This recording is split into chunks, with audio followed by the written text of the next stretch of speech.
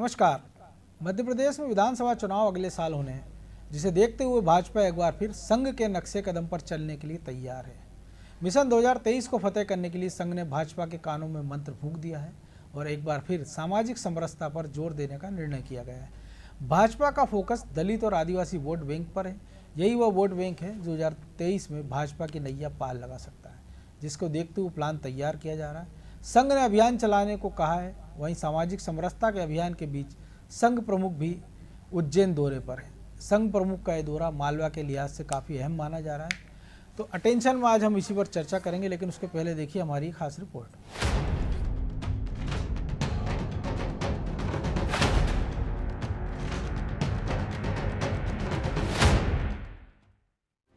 मध्य प्रदेश विधानसभा चुनाव 2023 से पहले भाजपा हर वर्ग को साधने का जतन कर रही है। भाजपा का फोकस अब आदिवासी और अनुसूचित जाति पर होगा। 2023 के विधानसभा चुनाव से पहले इस वर्ग में पैठ और बढ़ाना है। पिछले विधानसभा चुनाव में इन दो वर्ग के रूठने के कारण ही भाजपा की सरकार नहीं बन पाई थी। ये निष्कर्ष शुक्रवार को भाजपा और राष्ट्रीय स्वयंसेवक संघ के दिग्गज नेताओं के बीच बैठक में निकला है। यही कारण है कि विधानसभा चुनाव से पहले फिर भाजपा में सामाजिक समरसता का शोर सुनाई देने लगा है। पिछले विधानसभा चुनाव में छिटके दलित आदिवासी वोट बैंक को वापस लाने पार्टी पहले से ही कई पहल कर रही है, लेकिन इस बार से सामाजिक समरसता पर जोर देने का भी निर्णय लिया गया है। ये पहला मौका नहीं है जब पार्टी ऐसी कवायद कर रही है। इसके पहले पिछले विधानसभा चुनाव से पहले भी इस पर मंथन हुआ था और काम हुआ था, लेकिन नतीजा आशानुरूप नहीं रहे थे। इस आयोजन को लेकर भोपाल में बीजेपी की एक बैठक हुई थी, जिसमें पार्टी के बड़े पदाधिकारी और संघ से जुड़े लोगों ने भाग लिया था। इस दौरान संघ ने सामाजिक समरसता दर्शाने वाला अभियान चलाने की हिदायत दी थी। संघ ने भाजपा और अनुषंगिक संगठनों को हिदायत दी है कि वो ऐसे कार्यक्रम आयोजित करें जिससे उनकी सामाजिक समरसता वाली पार्टी और संगठन की छवि बनी रहे। पार्टी सूत्रों के मुताबिक अंत्योदय और सामाजिक समरसता पर जोर दिया जाएगा। पार्टी, संघ और सामाजिक संगठन मिलकर बड़े कार्यक्रम करेंगे। सूत्रों का कहना है कि संघ ने भाजपा से गरीबों और दलितों के लिए अभियान चलाने को कहा है। ये ऐसे बड़े दो वर्ग हैं जो जनाधार बढ़ाने में सहायक हैं। इस अभियान में अनुषंगिक संगठन भी भाजपा का साथ देंगे। एससी या एसटी, अनुसूचित जाति और जनजाति वर्ग वो वर्ग है जिस क्षेत्र में लगातार काम करते रहने की जरूरत है और इसी को लेकर भारतीय जनता पार्टी सतत काम करती है। संघ अपने संगठन के माध्यम से काम करता है। संघ से जुड़े हुए कई संगठन हैं, वनवासी कल्याण परिषद है, सेवा भारती है, अन्य संगठन हैं, वो सभी काम करते हैं। हमें इनको वोट बैंक समझने की ज़रूरत नहीं है। जिन्होंने इनको वोट बैंक समझकर इनको भरमाने और भटकाने का काम किया वो सत्ता से बाहर हैं और जिन राज्यों से बाहर हुए कभी लौट के वहाँ आ नहीं पाए।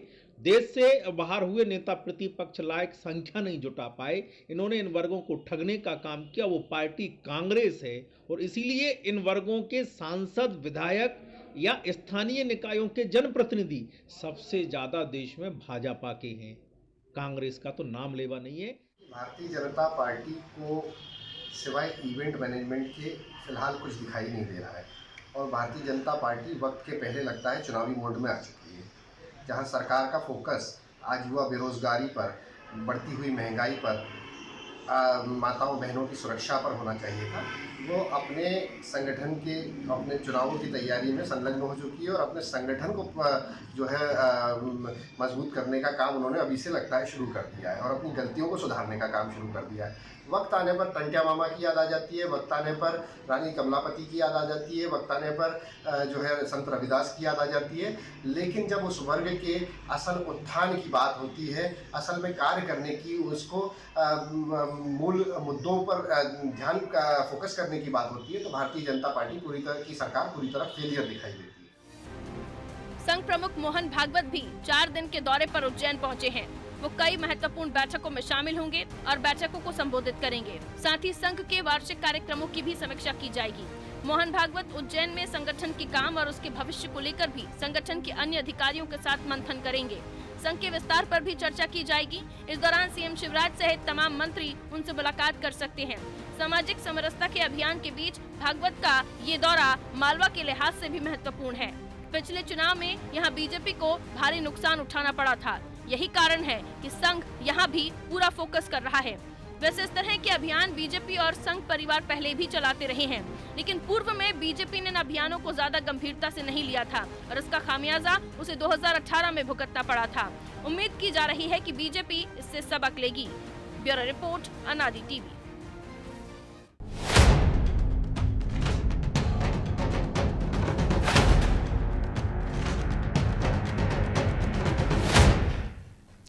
तो इसी पर चर्चा करने के लिए हमारे साथ जुड़ गए हैं वरिष्ठ पत्रकार सुरेश शर्मा और हमारे सहयोगी ब्रजेश चौक से।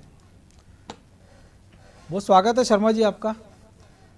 नमस्कार। कई सारे चुनाव के पहले या चुनाव के दौरान राजनीतिक प्रहसन चलते रहते हैं, उनमें से एक ये भी हो गया आजकल सामाजिक समरसता, जबकि होना यह चाहिए कि ये तो हिंदुस्तान जैसे देश में जहाँ जातिवाद को लेकर इतना जोर है, वहाँ ये सारे कार्यक्रम पूरे साल या सतत चलने वाली प्रक्रिया होना चाहिए। तो ये चुनाव के समय ही क्यों, या चुनाव के पहले ही क्यों याद आती है? जब हम मीडिया के लोग किसी भी घटनाक्रम में से कुछ थोड़ा बहुत निकाल लेते हैं, तब ये परिस्थितियां बनती हैं कि हम जो है उसे सामाजिक समरसता, आदिवासी, दलित और इन सब के साथ जोड़ लेते हैं। और ये खबर है भी, इसमें भी कोई संदेह नहीं है कि इसको केवल हम लोग मनगढ़ंत रूप से पेश करते हैं। लेकिन आपको याद होगा मनोज जी कि जब सिंहस्थ था उसके पहले से ही संघ और भाजपा की ओर से दलित समुदाय के प्रति और कुंभ में अलग से व्यवस्था की गई थी। बिल्कुल। कि अमित शाह आएंगे, वो ये करेंगे, दलित महाकुंभ की व्यवस्था की थी। तो ये व्यवस्था निरंतर चलने वाली है। जहां तक संघ का प्रश्न है, तो जिस कुंभ में हजारों साल से लोग बिना धर्म जाति के डुबकी लगाते हैं, वहां भी राजनीतिक पार्टियां दलितों के लिए अलग से जो कार्यक्रम करने लगती हैं, तो ये भी तो एक धर्म की दृष्टि से ठीक नहीं है। हाँ, ये बात सही है, इसको इस एंगल से भी देखा जा सकता है, इसमें कोई शक संदेह नहीं है और आपकी बात को कोई भी कमजोर नहीं कहेगा। ये बहुत वजनदार भाषा है, वजनदार शब्द है और वजनदार एंगल है, इसमें कोई शक नहीं है। लेकिन इसके बावजूद भी ये मानना पड़ेगा कि इस समय पूरे जो फोकस है वो ये है, अब जिन अल्पसंख्यकों ने यानी मुस्लिम समाज के लोगों ने दलितों को और आदिवासियों का शोषण किया, वे आज जो है ओवैसी दिन भर यही रटते रहते हैं। ये जो दहशत है एक प्रकार से समाज विभाजन की, ये कहीं न कहीं हमें इन जो राजनीतिक पार्टियां समझ लीजिए या संघ जैसा एक संगठन जो केवल हिंदू समाज के लिए और उनके उत्थान के लिए काम करता है, उसके लिए ये जो है एक प्रकार का संकट विभाजन का दिखाई देता है। आप देखिए, मायावती के साथ 2 बार सरकार बनाई, दोनों बार जो है उसने भाजपा वाला अवसर नहीं दिया। क्यों? उसके बावजूद भी दूसरी बार बनाई। क्यों बनाई? क्योंकि सामाजिक समरसता का संदेश था। आज 3 राजनीतिक मजबूरी भी हो सकती है ना, क्योंकि समझदार आदमी तो वही है कि एक बार एक पत्थर से अगर ठोकर खा ली तो दोबारा उस पर बचकर रहे। राजनीतिक मनोज जी राजनीतिक एंगल निकाल रहे हैं, लेकिन मैं सामाजिक एंगल की बात कर रहा हूं। समाज की दृष्टि से यह माना जाता है कि दलित समाज और आदि समाजी समाज जो है उसके मन में यह विचार ना आए कि वो समग्र हिंदू समाज का हिस्सा नहीं है। आप देखिए, 2 घटना मैं आपको 2 लाइन में बताता हूं। एक लाइन में कृषि बिलों की वापसी। हम सब कहते हैं, मैं भी कहता हूं, मैंने भी ये खबर में लिखा है कि पंजाब के चुनाव नहीं होते तो कृषि कानून जो है वापस नहीं होते। लेकिन जब ये बातें मालूम चली कि कृषि कानून की आड़ में कुछ सामाजिक असमरसता की भावना बनाने वाले लोग सिख और हिंदू समाज के बीच में विभेद पैदा करते हैं, तब जो है ये कृषि बिल वापस लेने जैसी बात आती है। एक एंगल उसका ये भी है। जब अटल बिहारी वाजपेयी 1984 में 2 लोकसभा की सीटें आई तो हम सब कहते हैं कि भारतीय जनता पार्टी का पराभव हुआ था। वास्तविकता यह थी कि स्वर्ण मंदिर के ऊपर जो कांग्रेस ने गोले बरसाए थे, उनका विरोध किया गया था भारतीय जनता पार्टी की ओर से कि नहीं, सिख समाज के धार्मिक स्थल पर गोले बरसाने की बजाय अन्य कोई प्रयोजन करना चाहिए। हिंदू समाज इससे नाराज हुआ और भाजपा को 2 सीटें आई। आप राजनीतिक एंगल से कुछ भी निकालते रहिए, उस समय भी बलि दी गई। 2 लोकसभा सीटें ला करके हिंदू और सिख समुदाय के बीच में दूरियां नहीं बनने दी, आज भी नहीं बनने दी। तो मैं ये कहना चाहता हूं, जो सामाजिक समरसता की जिस आप बात कर रहे हो, ये 1984 से चला हुआ मामला है। ये भारतीय जनता पार्टी निश्चित रूप से उसका राजनीतिक लाभ लेती है और लेना भी चाहिए, क्योंकि वो राजनीतिक पार्टी है। लेकिन राष्ट्रीय स्वयंसेवक संघ ये सोच करके कि भारतीय जनता पार्टी को फायदा होगा, हम अपने आयोजन करें। लगता है कुछ तकनीकी कारणों से शर्मा जी से संपर्क टूट गया है, फिर से एक बार उनके पास जाएंगे। ब्रजेश जी, सामाजिक समरसता एक अच्छा कह सकते हैं कि निर्णय है। संघ चलाता है तब तो ठीक है कि एक ऐसा संगठन है कि वो सामाजिक क्षेत्र में काम करने वाला, लेकिन अगर बीजेपी चलाती है तो ये सामाजिक समरसता का संदेश उनको केवल जुबानी जमा खर्च करके क्यों देना, इसको संगठन के स्तर पे क्यों नहीं दिया जा सकता है, सरकार के स्तर पे क्यों नहीं दिया जा सकता है? निश्चित तौर पर मनोज जी, जिस तरह हम देखते हैं कि कांग्रेस की बात करें, मैं हम आऊंगा शर्मा जी आपको कांग्रेस की बात करें तो वो कहती है कि महात्मा गांधी के पद चिन्हों पर चलना चाहिए, नेहरू के पद चिन्हों पर चलना चाहिए, लेकिन चलती दिखती है क्या? नहीं चलती दिखती है ना। वो भी वही बात करती। तो राजनीति है, राजनीति में आप बात करते हो 27% आरक्षण का, आप आदिवासियों की बात करते हो, आप दलितों की बात करते हो, दलितों को कि आप आरक्षण दीजिए, नौकरी में आरक्षण दीजिए, पदोन्नति में आरक्षण दीजिए, तमाम तरह की वो दी। क्यों करते हो?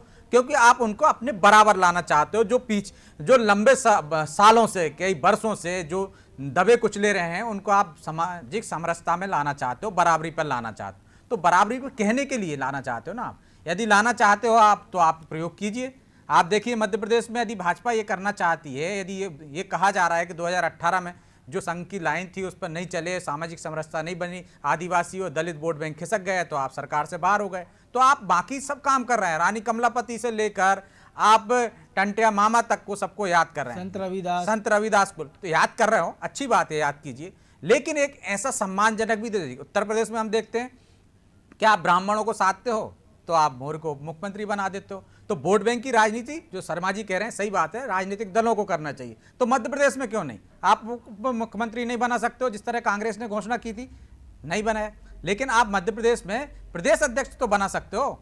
देखिए आप नंद कुमार सिंह चौहान, नरेंद्र सिंह तोमर, प्रभात झा और अब बीडी शर्मा, राकेश सिंह, तो आप क्यों नहीं एक दलित को बना देते हो? क्यों? वो आदिवासी लगातार प्रयासरत रहे, लेकिन फग्गन सिंह कुलस्ते अध्यक्ष पद पर नहीं पहुंच पाए, ना आप थावरचंद गहलोत पहुंच पाए। आप उनको दूसरी तरह से संतुष्ट करने की कोशिश करते हो कि मंत्री बना दिया आपने। बनाइए ना मध्य प्रदेश में। यदि सामाजिक समरसता लाना है तो आप उस पद पर लाइए, समकक्ष पद पर लाइए, उनको उस तरह से सम्मानित कीजिए।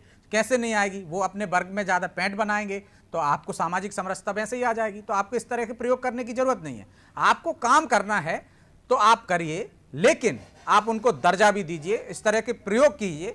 यदि आप भाजपा और संघ मिलकर करें, संघ तो पहले से ही कर रहा है, संघ कोई आज नया काम नहीं कर रहा है मनोज जी, ये शुरुआत से ही करता आ रहा है, वो पहले से करता है। भाजपा इसमें जोड़ रही है क्योंकि उसको वोट बैंक दिख रहा है कि आदिवासी ना खिसक जाए हमारे पास से, और दलित जो हमारे पास आ गए हैं, आदिवासी आ गए हैं, वो फिर दोबारा कांग्रेस के पाले में ना चले जाएं, क्योंकि उस तरह से उनको सम्मान देने की जरूरत महसूस की जा रही है। इसलिए भाजपा और संघ मिलकर चला रहे हैं। लेकिन उसका बेहतर विकल्प ये भी हो सकता है जो मैंने आपको सुझाया है। जी शर्मा जी, ये भी एक बेहतर विकल्प है कि आप उनको राजनीतिक हिस्सेदारी भी दीजिए। भले उनके लिए आपने कह दिया कि उस वर्ग से मंत्री भी बना दे रहे हैं आप, क्योंकि सीटें संविधान ने उनके लिए आरक्षण की व्यवस्था की है, कितनी सीटें आपको उनके लिए छोड़ना ही है, लेकिन और ऊपर उससे ज़्यादा भी कुछ सोचा जा सकता है। और क्योंकि वैसे भी प्रदेश प्रभारी कह ही रहे हैं, ब्राह्मण बनिए तो जेब में है, तो जो नहीं है उनको ही दे दो। बिल्कुल, दलित आदिवासी रह गए हैं। नहीं, देखिए दो बातें बिल्कुल व्यवहारिक हैं, और ये बात सही है कि सत्ता में भागीदारी देने से, संगठन में भागीदारी देने से, प्रतिनिधित्व ज्यादा से ज्यादा बढ़ाने से जो है ये परिस्थितियां बनती हैं कि उनमें एक प्रकार का निखार आता है। यदि हम नंद कुमार सिंह चौहान की बात करते हैं कि भाई उनको अध्यक्ष बनाया गया तो ओबीसी थे, और ये जो है अपने राकेश सिंह ओबीसी थे। नंद कुमार सिंह चौहान के बारे में मैं ज्यादा टिप्पणी नहीं कर सकता, लेकिन मुझे ये भी मालूम है कि नंद कुमार साय जो हैं वो भाजपा के प्रदेश अध्यक्ष रहे संयुक्त मध्य प्रदेश के समय। सत्यनारायण जटिया जो है भारतीय जनता पार्टी के प्रदेश अध्यक्ष रहे, वो भी दलित समाज से आते हैं। 8-8, 9-9 बार के सांसद, कई बार केंद्र सरकार में मंत्री रहे, हर बार जो है उनको तो प्रतिनिधित्व की दृष्टि से जो है ऐसा नहीं है कि चूका गया हो। लेकिन ये जिस दौर में उनको बनाया गया वो संघर्ष के दौर में, जब सत्ता की मलाई की बात हो रही है। नहीं, ठीक है, आप एक अपन राजनीतिक एंगल से, मैंने कहा ना, बार बार कह रहा हूं, ये शब्द का उपयोग कर रहा हूं कि राजनीतिक एंगल से हम कुछ भी निकाल सकते हैं, और निकलता भी है, ऐसा भी नहीं है कि नहीं निकलता है। नहीं, वो इसलिए है क्योंकि अगर केवल संघ होता तो हम उस पर बात नहीं करते, क्योंकि भाजपा उसके साथ लगी हुई है, इसलिए राजनीतिक एंगल भी हमको तलाशना होगा। लेकिन जब हम राजनीतिक रूप से देखते हैं तो आपको ये मान के चलना ही पड़ेगा कि आपके चैनल का ब्यूरो चीफ जो है वो आपके बाहर नहीं जा सकता। इसी प्रकार से राष्ट्र स्वयंसेवक संघ के जितने भी आनुषंगिक संगठन हैं उनमें से एक भारतीय जनता पार्टी है, इसलिए वो उस लाइन से बाहर निकल जाएगी, ये कैसा संभव है। और आप देखिए, जब आपके राजनीतिक शक्तियां आपके पास नहीं आएंगी, जब तक आप कोई बदलाव नहीं कर सकते। 2014 में नरेंद्र मोदी की सरकार बनी तो देश में कितना बदलाव हुआ है, ठीक है, किसी को अच्छा लग रहा होगा, किसी को बुरा लग रहा होगा, लेकिन कभी आपने कल्पना की थी कि जापान का आदमी आएगा यहाँ और आरती में खड़ा होगा? कभी आपने कल्पना की थी? चर्च में जाके खड़े होते थे पूर्ववर्ती सरकारों के समय। और कभी आपने कल्पना की थी कि भारत के अंदर भारतीय अर्थव्यवस्था के संबंध में भारत का अर्थशास्त्री बोलेगा? आपने हमेशा जो है विदेश में पढ़े हुए और विदेश के लिए लाभ देने वाले अर्थशास्त्रियों को सुना है। आपने कभी ये विचार किया है कि भारत का जो भाईचारा है, एक दूसरे के संबंध है, आपके और हमारे रिश्ते नाते, आपके पिताजी से मेरे संबंध है, तो आप मेरे को लेकिन शर्मा जी वहां तो सामाजिक समरसता तो दिख रही है, चाहे राष्ट्रपति को देख लो, चाहे प्रधानमंत्री को देख लो, वहां उस तरह से वो दिख रही है ना। अब आपने खुद ही याद दिला दिया। ब्रजेश जी ने, अच्छा, बहुत समझदार है, मैं तो इनको साधुवाद देता हूँ उनकी बुद्धि को। मैं तो मध्य प्रदेश की बात कर रहा हूँ, वहां दिख रही है, यहाँ वोट बैंक भी तो चाहिए ना। और जो आपने बताया कि जापान का आदमी आरती में है, लेकिन चीन के राष्ट्रपति झूला झूलते अहमदाबाद में और बाद में चीन की सेना लद्दाख में घुस जाती है, ये भी खतरे हैं। ये तो कूटनीति है। कूटनीति में कब लाभ होता है, कब हानि होती है, आप उसको समझिए कि आज वैश्विक ताकत है। जो चीन आपको आंख दिखाता था और भारत की सरकार जो है वो उस पर हम फिर कभी बात करेंगे, उस पर फिर एक लाइन तो बोलने दीजिए। अब आप एक लाइन तो बोलने दीजिए। भारत की सरकार एक जमाने में कपकपाती थी, आप और हम बैठ करके भाषण सुनते थे कि चीन हमारी तरफ आंख उठा रहा है, हम क्या करेंगे। आज कोई स्थिति है ये? आज चीन लेकिन शर्मा जी हमने चीन से भी युद्ध लड़ा है और हमने पाकिस्तान से भी युद्ध लड़ा है, पहले की सरकारों ने 48,000 किलोमीटर जगह दी है। आज जो राहुल गांधी कह रहे हैं ना कि सेना कहाँ खड़ी है, कि पाकिस्तान चीन में खड़ी है कि भारत में खड़ी है, उसके नाना की दी गई जमीन के ऊपर खड़ी है वो, इसलिए जो है वो भारत की सीमा में ही खड़ी है। आप ने जो है मजबूरी में स्वीकार कर लिया कि ये साहब लाइन ऑफ एक्चुअल कंट्रोल हो गई। आप तो कैलाश मानसरोवर आपका है जो लेके चले गए थे, नाना जी ने मुफ्त में दे दिया था। तो हमारा अफगानिस्तान भी, लेकिन क्या करें, अब तो एक भी हिंदू नहीं बचा हुआ, एक भी सिख नहीं बचा है। क्यों बचेगा? हमारे यहाँ आंदोलन तो मुसलमान देश भर में कर रहे हैं। आंदोलन क्यों कर रहे हैं साहब? उनको क्या आवश्यकता है आंदोलन करने की? सारे देश में विश्व की सबसे ज्यादा सुविधा संपन्न यदि कोई कहीं कौम है तो वो ये है, ये भारत है, जिसके अंदर सबसे ज्यादा सारे समुदायों को समान और सम्मान के और समानता के आधार पर रखा जाता है। तो फिर आप उसमें जो ब्रजेश ने कहा था, आप उसमें कुछ कह रहे थे क्या? नहीं, बात दिल्ली में तो सामाजिक समरसता दिख रही है, मध्य प्रदेश में भी दिखे ना। मैं यही कहना चाहता हूं कि मध्य प्रदेश में भी सामाजिक समरसता की स्थितियां हैं। आप देखिए, प्रदेश का फाइनेंस मिनिस्टर कौन है? सारे धन की चाबी जो है उनको दे रखी है जगदीश देवड़ा जी को। पूरा का पूरा विभाग के अफसर उनकी नहीं सुनते, उनके पीएस। नहीं, ये मैं कह रहा हूं, ये सब पॉलिटिकल टिप्पणियां हैं। जिम्मेदारी तो दी गई ना। अब आप किसी को ये बताइए, ऐसी निर्णायक जिम्मेदारी नहीं है ना, स्वतंत्र एकदम इंडिपेंडेंट पोस्ट, ये कहां तक उचित रहेगा? भाई आप भी जानते हैं, उप मुख्यमंत्री हमने देखे हैं कि जमुना देवी को भी देखा है, तो क्या उनके पावर आपने नहीं देखे क्या? या कांग्रेस में 4 कार्यकारी अध्यक्ष है, उनकी हैसियत क्या है कांग्रेस में? और कांतिलाल भूरिया भी अध्यक्ष थे, तब क्या हालात थे? या मध्य प्रदेश में इस बात में मनोज जी, आपकी इस बात में मैं हाँ मिला सकता हूं कि सत्ता की भागीदारी, सत्ता का बंटवारा बराबर होना चाहिए। ये बात सही है कि वर्तमान सरकार जो है वो प्रेशर पॉलिटिक्स में, सिंधिया जी की प्रेशर में रह करके इस परिस्थिति तक पहुंच गई। इसको कहने में मुझे कोई गुरेज नहीं है। लेकिन मैं फिर आपको एक बात कह रहा हूं कि विष्णुदत्त शर्मा जी का पार्टी का प्रमुख बनने का तात्पर्य किसी ब्राह्मण को दायित्व देने का नहीं है, संघ के उस प्रचारक को दायित्व देने का मामला है जो संगठन को सत्ता की गोद में बैठे से निकाल करके कार्यकर्ताओं की गोद में वापस ले जाने का काम कर रहा है। ये हमें इस एंगल से इसको देखना चाहिए। ब्राह्मण है इसलिए उनको दायित्व न दिया जाए, क्योंकि वो तो स्वयंसेवक है, वो तो प्रचारक रहे हैं। तो ऐसा व्यक्ति, उसको जाति में बांधना मुझे ठीक नहीं लगता। आप मुझे एक बार जाति में बांध लीजिए, आपको मैं एक बार जाति में नहीं, लेकिन उसमें एक और चीज है ना शर्मा जी, कि जो बिल्कुल मैं आपकी बात से सहमत हूँ संघ प्रचारकों का त्याग तपस्या से, लेकिन जो संघ के जिन प्रचारकों को लाल बत्ती का दर्जा मिला है उनके खिलाफ इसी प्रदेश में प्रभारी ने कहा था कि ये निकम्मे किसी काम के नहीं है, और पार्टी ने वो व्यवस्था ही भंग कर दी थी। और उसके बाद आपने उनको इतना जिम्मेदार समझा कि आपने उनको निगम मंडलों में अध्यक्ष बना दिया, उपाध्यक्ष बना दिया है। और अब को महंगी गाड़ियां और बड़े बड़े बंगले चाहिए। कुछ तकनीकी कमी है। ब्रजेश जी, यही सवाल आपसे कि प्रचारक होना, और एकमात्र प्रचारक तो वो भी नहीं है, बहुत सारे लोग हैं। तो दलित भी कोई प्रचारक हो सकता था, आदिवासियों में भी कई सारे प्रचारक हैं। जब आप एक युवा सुमेर सिंह सोलंकी को राज्यसभा भेज सकते हैं, तो किसी एक महेंद्र सिंह को, आप सोलंकी को जज से इस्तीफा दिलाकर आप सांसद बना सकते हैं।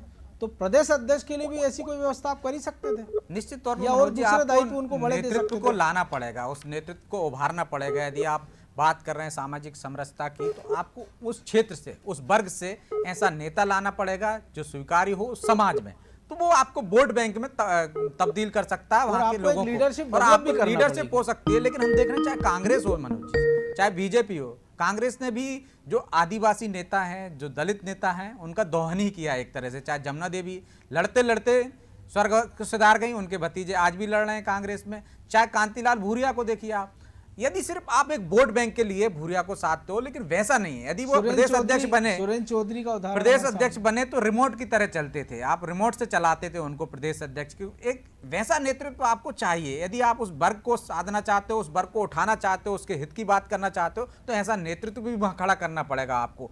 आप किसी प्रोफेसर को, किसी जज को वो कर लोगे तो वो समाज से नहीं आए। देखिए शिवराज जी की खासियत क्या है मनोज जी, वो जनता के बीच से आए, जनता की नब्ज समझते हैं, वो दर्द समझते हैं कि गांव वाले को। तो योजना देख लीजिए उनकी, जिस तरह वो आए तो वो दर्द महसूस करते थे वो कर। यदि आप आदिवासी वर्ग से, उससे नीचे से उठे एक नेता को नेतृत्व दोगे तो निश्चित तौर पर वो उस वर्ग के लिए कुछ अच्छा कर सकेगा और बराबरी पर ला सकेगा। वो आपका एक वोट बैंक फिक्स होगा। आपको ये छोटी छोटी सौगातें नहीं देना पड़ेंगी कि आप कमलापति के नाम पे वोट ले लो, आप टंटे मामा के नाम पे वोट ले लो। आपको उनके बीच में जाकर उनको, उनका स्तर, जीवन स्तर सुधारना होगा, उनकी शैक्षणिक स्तर को सुधारना होगा, तब जाकर कहीं जाकर कहीं वो बराबरी के दर्जे पर आएंगे और वो आपका वोट बैंक फिक्स हो सकेंगे। जिस तरह से उनका दोहन कांग्रेस में होता रहा, वैसा दोहन उनका भाजपा में होता रहेगा। आप उनको समय समय पर याद करोगे तो कोई मतलब नहीं है। जी शर्मा जी, दो चीजें एक साथ करके नहीं देखना चाहिए। यदि शंकर शाह, टांटा भील और कमलापति ये वो महापुरुष हैं, जिसमें कमलापति तो ठीक है पहले की बात है, लेकिन जिनने आजादी के संग्राम में काम किया, वो एक देशव्यापी मुहिम है कि जिस नेहरू और गांधी परिवार के अलावा देश में महापुरुष नहीं हुए, उन्होंने स्वतंत्रता संग्राम में किसी ने भाग नहीं लिया, उन सारे लोगों को अब हम सार्वजनिक, यानी कि अब जो है वर्तमान की जो सरकार है वो सार्वजनिक व्यवस्था में लेके आ रही। लोगों को बताया जा रहा है कि आप गलतफहमी में मत जिए कि केवल नेहरू जी ने देश आजाद कराया, केवल महात्मा गांधी ने देश आजाद कराया, इतना भर नहीं। इनका बहुत बड़ा योगदान है इन लोगों का भी, लेकिन इसके अलावा सुभाष चंद्र बोस का भी योगदान है, शंकर शाह का भी योगदान है, टंटा भील का भी योगदान है, इन सारे लोगों का योगदान है। ये वोट बैंक के लिए नहीं है, महापुरुषों का सार्वजनिक सम्मान हो, इस व्यवस्था के अंतर्गत ये चीजें बाहर लाई जा रही है। मुझे नहीं लगता इसकी आड़ में वोट मिलेंगे, राजनीतिक पार्टी वोट तो लेगी, वो ऐसा तो लेकिन उसके भी दो पहलू है ना शर्मा जी। जैसे टीपू सुल्तान है कि अगर इतिहास में पढ़ें कि उन्होंने अंग्रेजों के खिलाफ लड़ाई लड़ी, लेकिन कर्नाटक में जब टीपू जयंती या बाकी चीज़ें आती तो दूसरा पक्ष निकल के आता है कि उन्होंने हिंदुओं का कत्लेआम किया। बहादुर शाह जफर की बात कर ले, आखिरी मुगल थे, तो उसके पे हम उनको मानते हैं कि वे तो स्वतंत्रता संग्राम सेनानी थे, उनको तो यंगून में ले आके मर गए, वहाँ उनकी मजार बना दी गई, उनका एक बड़ा शेर की भी चर्चा होती है। लेकिन उनके जो पूर्वजों ने जो किया इस देश में, फिर उसको हम भूल जाते हैं। ये दो प्रकार की बात आप कह रहे हो, तो दो प्रकार के लोग हैं मनोज जी, वही कहना चाह रहा हूं। हाँ, मैं वही कह रहा हूं, मैं भी आपको वही जवाब दे रहा हूं कि दो प्रकार के लोग हैं। एक प्रकार के लोग वो हैं जिन्हें अपनी व्यवस्थाओं को देखना है, अपने समाज के उत्थान की बात को देखना है, अपने समाज के बारे में, उनके बारे में अच्छा अच्छा बताने की बात देखना है, तो वो इन लोगों में कमी निकालेंगे। और जिन लोगों को समग्र देश की सोचना है कि भाई हमारे देश में तो सभी प्रकार के लोग हैं, सभी प्रकार की संस्कृतियां हैं, सभी प्रकार के विचार चल रहे हैं, उनको वो विस्तृत रूप से बात करेंगे। तो ये एक हमारे यहाँ देश में अंतर है और उस अंतर को साथ लेकर के ही हमें अपनी बात करना पड़ेगी। ये नहीं कह सकते कि यदि मान लो राष्ट्रीय स्वयंसेवक संघ है, अब आप उससे ये कहो कि साहब वो दिन भर जो है मुस्लिम महान पुरुषों का बखान करती रहे, क्यों करेगी वो?